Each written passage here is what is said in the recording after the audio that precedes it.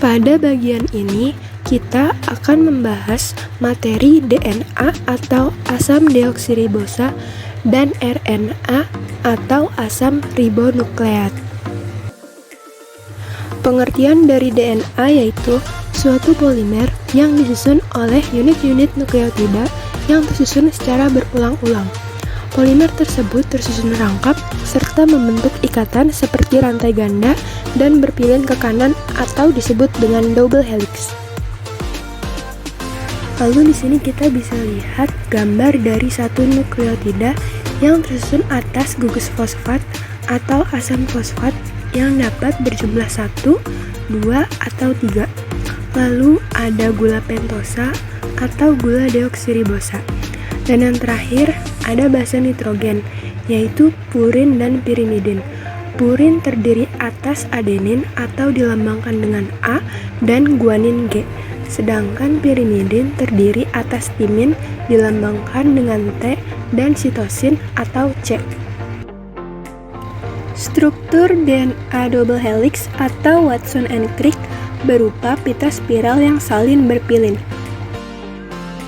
Utas ganda DNA merupakan dua rantai polinukleotida yang saling berpilin. Strukturnya meliputi yang pertama, gugus gula fosfat merupakan kerangka dari molekul dan terdapat pada bagian luar. Yang kedua, basa nitrogen pada untayan nukleotida berikatan pada basa nitrogen untayan lainnya. Ikatan antar basa nitrogen adalah ikatan hidrogen. Yang ketiga, basa nitrogen purin akan berikatan dengan basa nitrogen pirimidin. Contohnya, G atau guanin akan selalu berikatan dengan C atau sitosin. Sedangkan A atau adenin akan selalu berikatan dengan T atau timin. Dilihat dari gambar struktur DNA berikut ini, timin atau T dan adenin dihubungkan dengan dua ikatan hidrogen. Jumlah timin sama dengan jumlah adenin. Lalu, guanin atau G dan sitosin atau C dihubungkan dengan tiga ikatan hidrogen. Jumlah guanin atau G sama dengan jumlah sitosin atau C. Dalam satu nukleotida, gugus fosfat berikatan dengan gugus gula. Selanjutnya, mari perhatikan rangkaian nukleotida berikut ini. Pada nomor 1 dan 3, itu merupakan asam fosfat. Dan pada nomor 2 dan 4 itu merupakan gula deoksiribosa. Nomor 6 itu adalah adenin dan nomor 7 timin karena dihubungkan dengan dua ikatan hidrogen. Nomor 5 itu merupakan guanin dan nomor 8 itu sitosin karena dihubungkan dengan tiga ikatan hidrogen. Fungsi DNA yang pertama yaitu mewariskan informasi genetik dari generasi ke generasi. Fungsi DNA yang kedua untuk sintesis protein. Replikasi DNA terbagi menjadi dua. Yang pertama, kemampuan DNA untuk membentuk DNA baru yang sama persis dengan DNA asal atau replikasi, disebut kemampuan autokatalitik. Yang kedua, kemampuan DNA membentuk molekul kimia lain dari salah satu sebagian rantainya, disebut kemampuan heterokatalitik. Untuk proses replikasi DNA yang pertama, ikatan hidrogen antara basa-basa terhidrolisis oleh enzim helikase, lalu terjadi pemisahan pasangan dua pita DNA. Yang kedua, masing-masing pita DNA induk mempersiapkan diri sebagai cetakan atau template dan menentukan urutan nukleotida yang akan disusun sepanjang rantai komplement dengan dikatalisir oleh enzim DNA polimerase. Yang ketiga, nukleotida-nukleotida akan dihubungkan satu sama lain membentuk kerangka gula fosfat untuk pita DNA yang baru. Yang keempat, setiap kembaran pita molekul DNA yang baru akan terdiri dari satu pita induk dan satu pita komplement yang baru. 3 hipotesis replikasi DNA. Yang pertama ada konservatif, yaitu rantai polinukleotida yang lama akan tetap dan langsung menghasilkan rantai polinukleotida yang baru. Yang kedua, semi konservatif. Dua pita spiral dari rantai polinukleotida atau double helix memisahkan diri, dan setiap pita tunggal mencetak pita pasangannya. Jadi, setiap DNA hasil replikasi terdiri dari polinukleotida lama dan polinukleotida baru. Yang ketiga, ada dispersif, yaitu molekul DNA induk mengalami fragmentasi, sehingga DNA anakan terdiri atas campuran molekul lama atau berasal dari DNA induk dan molekul hasil sintesis baru. Selanjutnya kita akan membahas tentang RNA atau asam ribonukleat. RNA yaitu suatu polimer yang disusun oleh unit-unit nukleotida yang tersusun secara berulang-ulang. Molekul RNA mempunyai bentuk yang berbeda dengan DNA karena RNA memiliki bentuk pita tunggal dan tidak berpilin. Suatu nukleotida RNA tersusun atas gugus fosfat atau asam fosfat yang dapat berjumlah 1, 2, atau 3. Yang kedua, ada gula pentosa atau gula ribosa. Yang ketiga, terdapat basa nitrogen, yaitu purin dan pirimidin.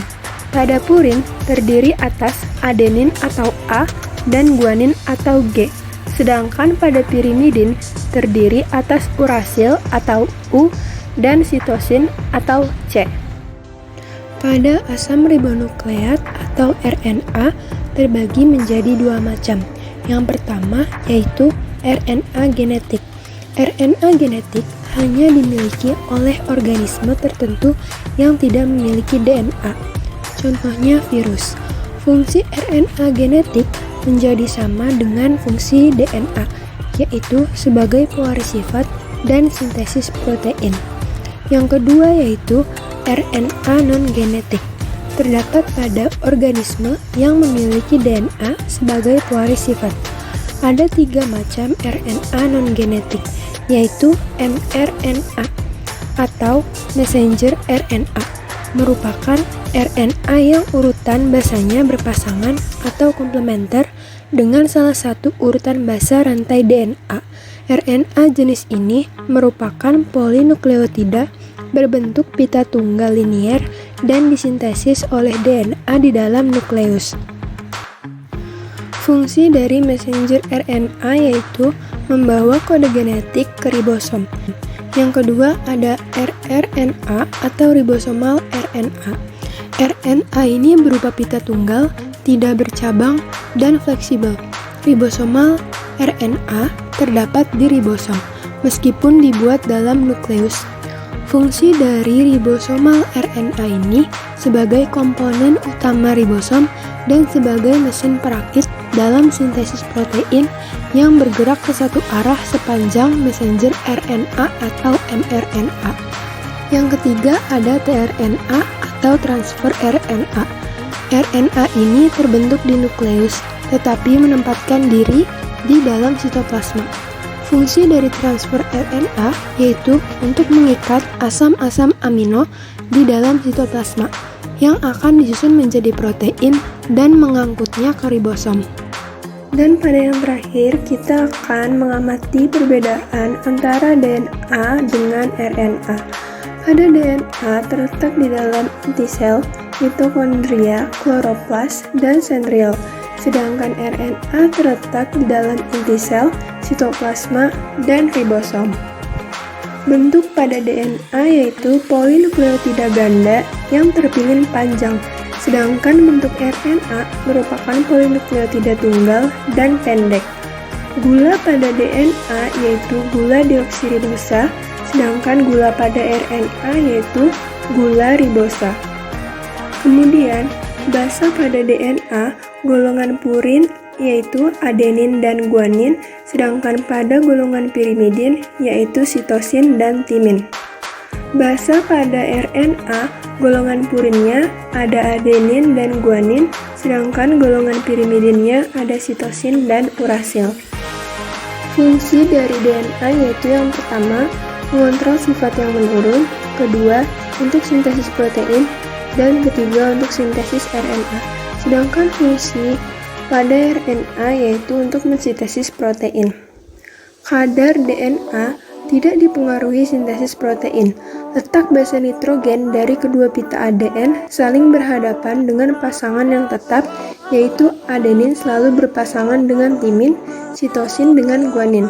Kedua pita itu diikatkan oleh ikatan hidrogen.